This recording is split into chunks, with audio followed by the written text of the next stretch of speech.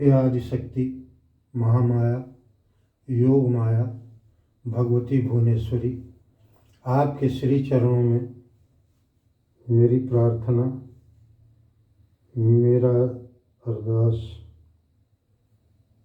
माँ स्वीकार करो। हे माँ, मैं अपने लिए कोई निवेदन नहीं कर रहा हूँ।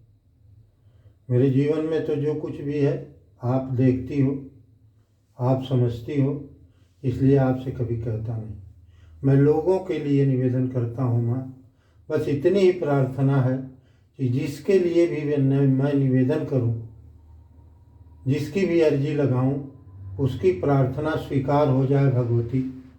उसकी प्रार्थना स्वीकार कर लो माँ, उसकी प्रार्थना स्वीकार कर लो।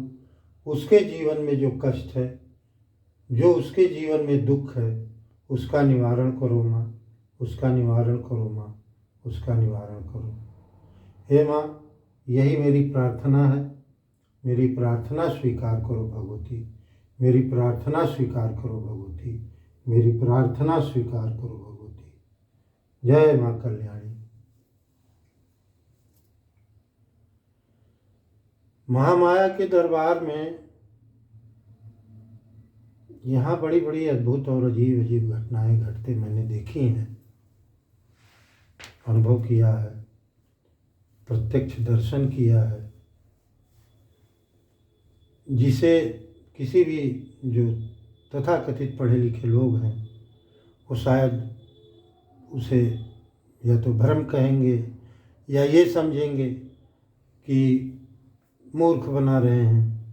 मुझे किसी दूसरे के लिए मैं सफाई नहीं दे रहा हूँ, क्योंकि वो मेरा अनुभव है, जो मैंने अनुभव किया है, जो मैंने देखा है, प्रत्यक्ष अपनी आँख से देखा है। बहुत सी घटनाएं यहाँ घटते हुए।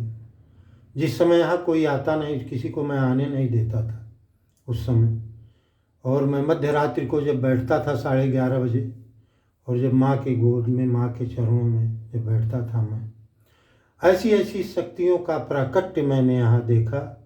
मुझे बेहद आश्चर्य हुआ कि कितनी शक्तियाँ, ऐसा नहीं कि कोई शक्ति अकेली है, सब शक्तियाँ एक दूसरे से बंधी हुई हैं। ये मैंने प्रत्यक्ष अपनी आँख से देखा है, इसमें कहीं कोई दो राय नहीं है। सब शक्तियाँ आपस में बंधी हैं। ऐसा नहीं काली अलग है तो लक्ष्मी अलग हैं, तो सरस्वती अलग हैं, तो अन्य देवी देवता जैसे तारा है, छिन्नमस्ता है, धूमावती हैं, ये सब कोई भी, ये 10 महाविद्याएं हैं, ये भगवती से अलग नहीं है। सब उसी का रूप हैं, और सब, हाँ, सबकी साधना विधियाँ, उनकी शक्तियाँ अलग अलग हैं, चूँकि तो साधना विधियाँ भी उनकी अलग अलग हैं, उनकी पद्धति अलग अलग है। उस तरह की शक्ति आपके सामने प्रकट होती है। लेकिन ऐसा नहीं है कि जो मूल शक्ति है वो एक ही है, प्रकृति की वो एक ही है। तो मैंने यहाँ ऐसी ऐसी घटनाएं देखी, ऐसे ऐसे शक्तियों का दर्शन किया, अनुभव किया कि कहना उचित नहीं है, वो अपनी चीज़ है, अपने पास तक ही ठीक है। परंतु मैंने ये देखा कोई शक्ति अलग नहीं है। तो इनसे अगर कोई निवेदन किया जाता है तो वो निवेदन ये मान के मैं चलता हूँ कि समस्त शक्तियों से मैं कर रहा हूँ। ऐसा नहीं भुवनेश्वरी से ही कह रहा हूँ। माँ भुवनेश्वरी तो एक माध्यम है, बाकी जो मूल शक्ति है, प्रार्थना तो उसी से होती है। वो समस्त ब्रह्मांड उसके हाथ में एकदम गेंद की तरह से है, वो तो समस्त ब्रह्मांड पर उसकी ऊर्जा काम कर रही है। तो मैं तो उसी से कहता हूँ, इनके रूप में कहता हूँ, बस अंतर इतना ही है। रूप इनका, स्वरूप इनका, कहता उसी से हूँ, ये मूल शक्ति ही है। तो ये तो ऐसी शक्ति है जो इस लोक के सारे सुख और परलोक के भी सारे सुख, दोनों सुख प्रदान करती हैं। ऐसा नहीं है कि केवल इसी लोक के सुख देंगे। भुवनेश्वरी नाम है तो जो हमारे पृथ्वी लोक पर जो ऐश्वर्य सुख संपदा है वही देंगी ना, इस लोक का भी और दूसरे लोक का भी। मुक्ति दाता भी है और सुख दाता भी है, दोनों दाता है।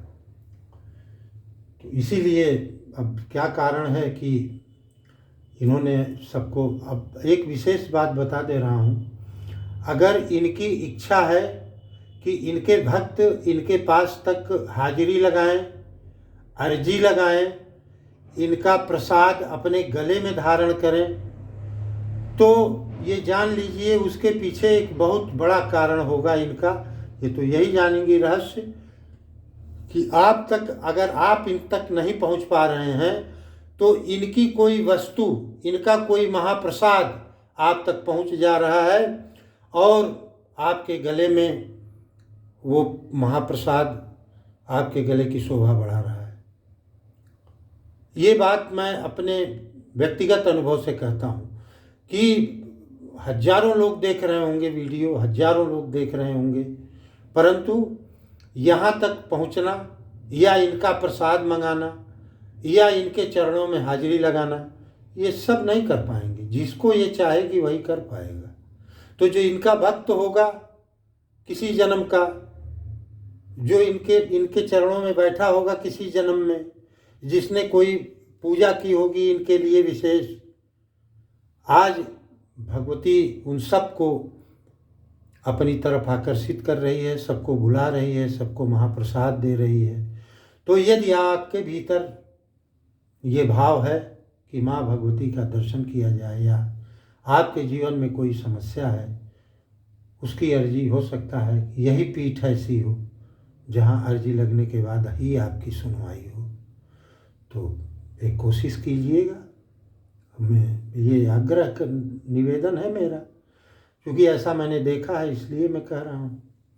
बाकी तो भगवान ईश्वर जाने और माँ ही जाने।